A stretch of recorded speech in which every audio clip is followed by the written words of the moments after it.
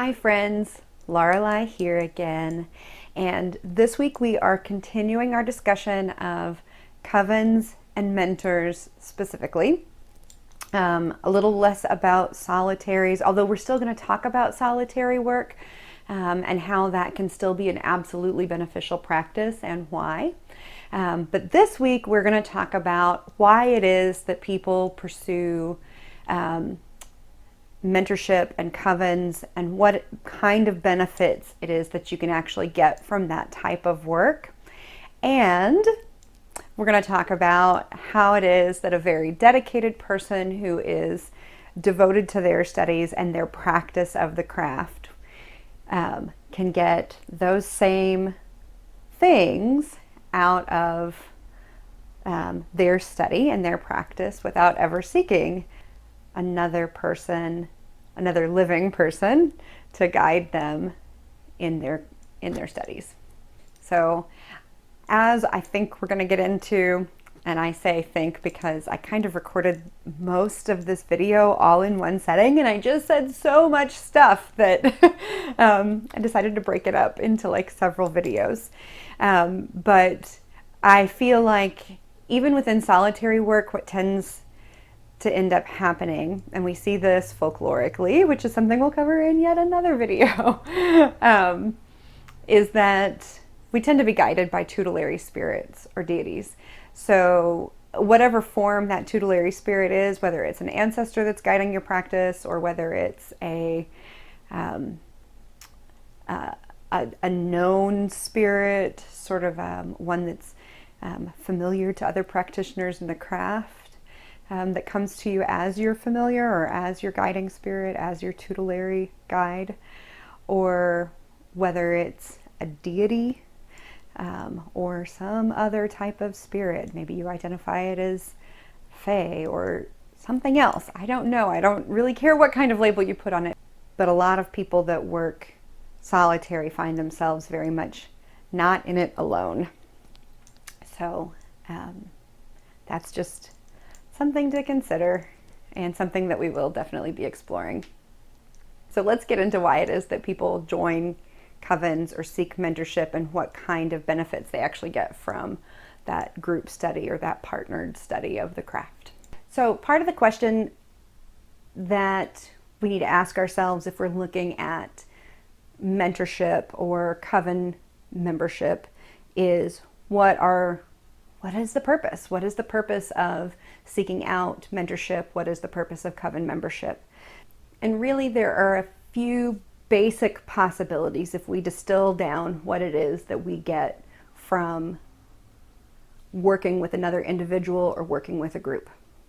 We seek out this kind of interaction with other craft practitioners for the transmission of the mysteries of the craft and for initiations, and those usually go hand in hand.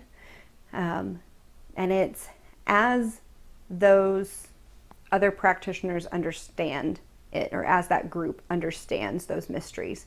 So my experience with having read broadly and deeply within the craft and having worked with a couple of different craft traditions is that there is a great amount of overlap and also some dissimilarity in how we understand those craft traditions. And they prize those deeply. And they're hard won. They really are. Having uncovered things that I haven't heard other people talk about with my own magical partner or partners, I can say that I know how hard to come by those mysteries are. And then there's teaching, learning, or generally sharing in the study of the craft.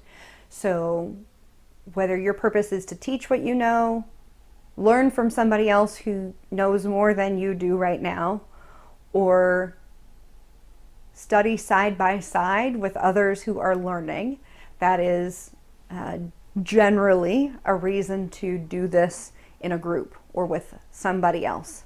There are lots of aspects of the hidden arts that can be studied together or learned from another. And then there's the camaraderie and the bond that can happen from being in this together, from walking the crooked path with others that are also walking the crooked path. You're never walking the same path as somebody else, that's for sure. But you know that there are other people that are in the witchwood with you and that are seeing some similar sights as you. Because when you're working within a tradition or you're working within a group, there are certain mile markers that you're referencing. There are way stations that you're all stopping at together. And so even though the way you get there may be slightly different, you have common reference points.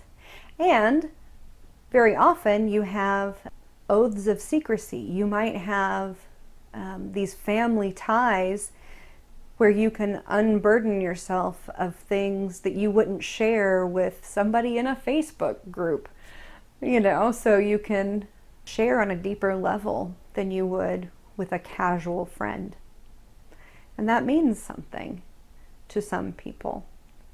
And it's scary and unwanted to other people, you know. That's an intimacy, that's a bond that some people don't want. Or it implies a covertness and a level of clandestine subterfuge that some people don't want. So really, again, it's about fit.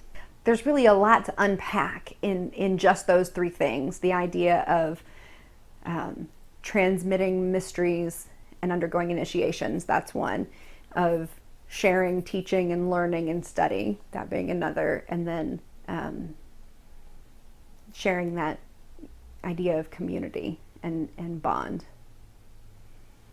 There's a lot there, but that's really what you get from covenhood and mentorship.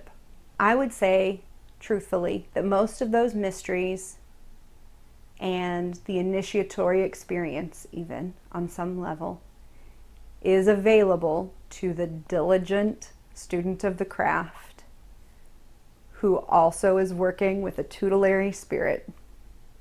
Because you can get that stuff from blogs and books and resources if you're also in communication deeply with spirit, with spirits, and you're open to those initiations when they find you. And on the other hand, I will also say that absolutely none of that stuff is going to benefit the lazy coven member who doesn't avail themselves of what's sitting right in front of them, because the wisdom and mastery of their peers isn't going to do them any more good than Caradwin's son benefited from Gwion Bach's industry. There's kind of a warning that I would give to people, though, and that is that the bonds themselves can't be faked if they're true, and they won't be broken, often even after years and thousands of miles of separation, but they are very often made on or over a double-edged blade, both literally and metaphorically. So be very careful with whom you choose to make such oaths. Also, know yourself well enough to know why you're making this choice. We often make deals. We often make oaths. We make pacts with spirits and with other people based on love, based on respect, and or based on need. And these things can change. Love, respect, and need can change because aspects of our lives can change, and because one or the other side of the deal, of the pact, of the oath, can break troth. Somebody will be held accountable for that. So even if your love, your respect, or your need for the other party or parties has changed may not make you less accountable for the oath that you made to them. And that is something to be very aware of before you make a promise. I am definitely not in any way trying to encourage or discourage anybody from joining a coven or from seeking mentorship. I have thrived from my coven memberships. I have belonged to 2 wonderful traditions. I have been the co-founding member of one. And the bonds that I've made in both of those traditions have been absolutely unshakable. Although again, there have been changes in the relationships, but the bonds are still very much intact. And I have learned so much from my coven siblings over the years, and I have been given the opportunity to teach so much. I have also gained so much insight and wisdom, more than I can even express, from my membership in other kinds of communities. And if coven membership or other types of formal craft mentorship aren't right for you, I would highly encourage you to get involved with other kinds of communities. When I lived in Southern California, there was a wonderful store out there that still exists online, and I'm going to give a little shout out to Raven's Flight for those of you who might be watching who would remember that store. I met my coven there, and it was a community center for North Hollywood and for the surrounding area. We had rituals there that had more people than I've seen at pagan festivals in the Midwest in some instances. 200 people in the back of a store, in its outlet in the back. It was amazing. Here where I am now, Midian festivals and events, taking a year off because of the pandemic, but has been a lifeline, a community center for so many people in this area. And if you are within driving distance of it, I highly recommend it as a place to get connected with people if connection and opportunities to learn and grow are what you seek. Not just traditional witchcraft. Certainly it's probably not even in, the highest ranking of things that are happening at Midian. Heathenry is the highest thing that's happening at Midian. Pagan Pride Day. It's only once a year, but and in most cities it's not happening this year.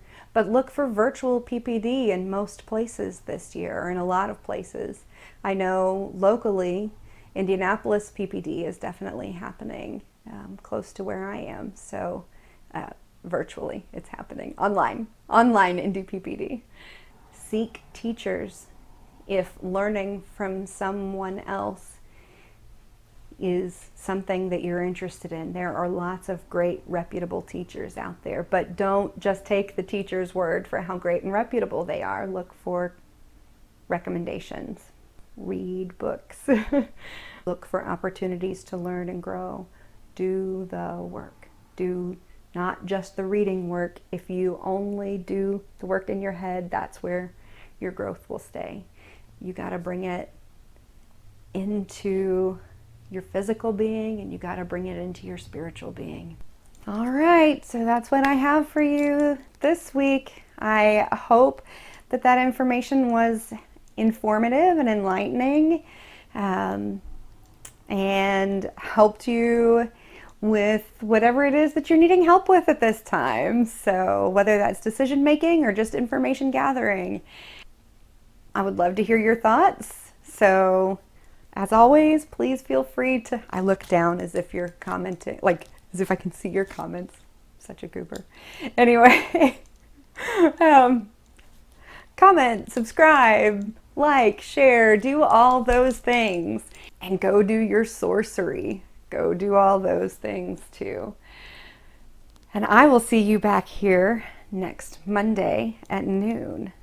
Probably not with coven stuff this time. So, bye guys.